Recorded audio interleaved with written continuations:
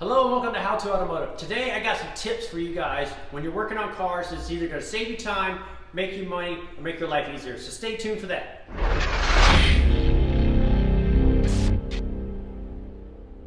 Honda 3.5 liter engine, misfire on cylinder 1 and 4 only at cruising speed.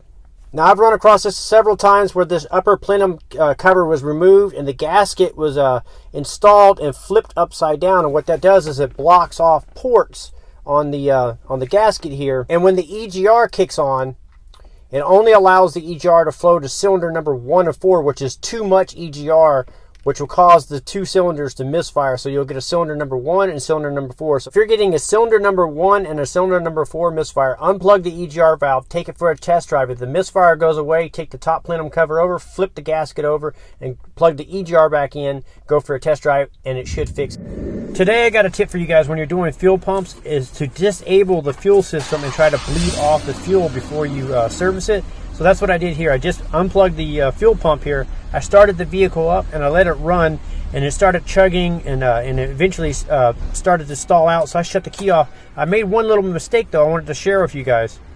So what I should have done is try to restart the vehicle and let it stall out a couple times, to do it a few times. And then that way when I go to unplug the fuel lines here, as you can see here, I unplugged the fuel lines and I got sprayed with fuel thinking that the fuel pressure was already bled off, but it wasn't.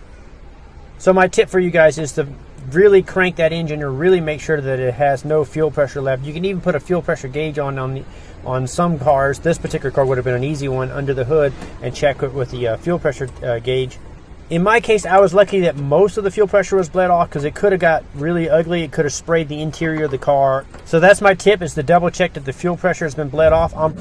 Today on How to Automotive, I got a quick tip for you guys. Whenever you're working with fly-by-wire systems such as throttle pedals and throttle bodies that have no cables, it's tempting to look at data on your scan tool and diagnose with your scan tool. But my advice is to put the lap scope on there. And the reason why you want to do that is when the cars have malfunctions, they can substitute values so the car can drive still. And the scan tools will sometimes pick up the substitute value and not the actual failed value.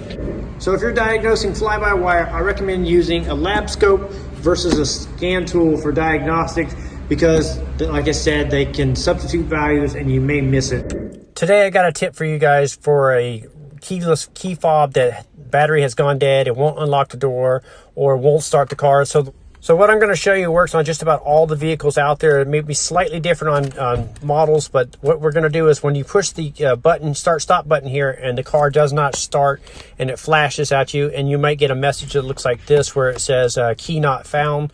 The key fob is also not unlocking the doors. So the way we can start the vehicle is you take the key fob itself and you press it against the start-stop switch and it'll start.